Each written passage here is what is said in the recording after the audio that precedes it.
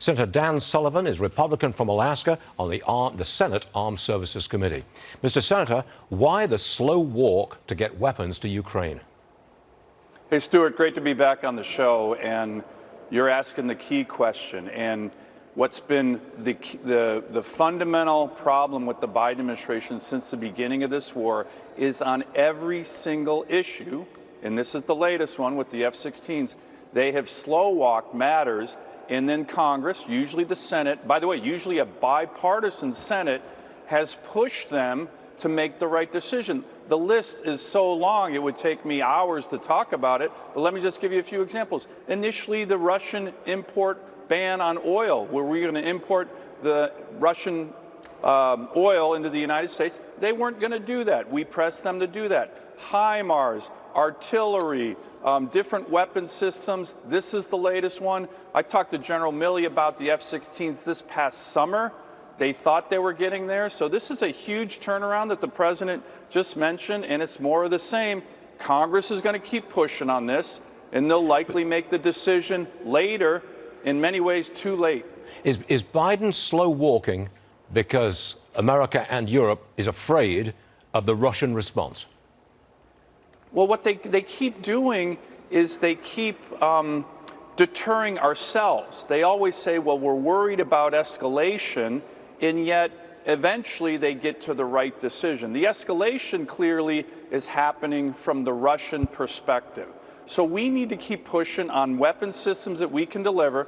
But I will say this, and you mentioned the Europeans, they need to step up as well. You know, one of the things that I've been pressing with regard to the Ukrainian invasion, we need a strategic victory for Ukraine, but we also need our European allies to step up. A lot of them have committed to spend 2% of their GDP on defense. The vast majority don't do that.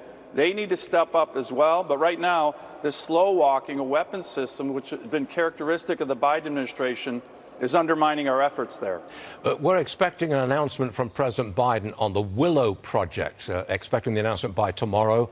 I believe it's the biggest pending oil project in America. Biden's at war with oil. Do you expect him to approve this project? Well, you're exactly correct, Stuart. They're at war with American energy.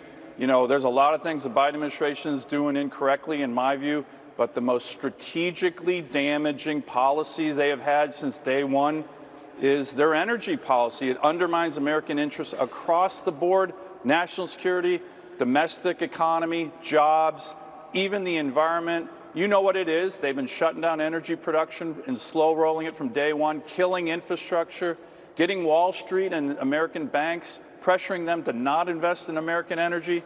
And when the prices go up on energy, on working families in America, they go overseas to beg dictators for more oil. So you ask about the Willow project. This is in Alaska.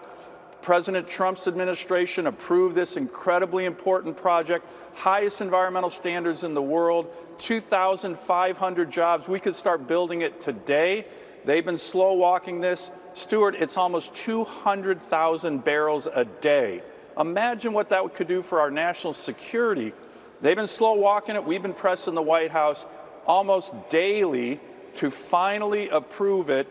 But it's so frustrating. We're trying to get Americans in Alaska to be able to produce oil, and they went over to Venezuela after the election and say, we want you to produce more, Venezuela.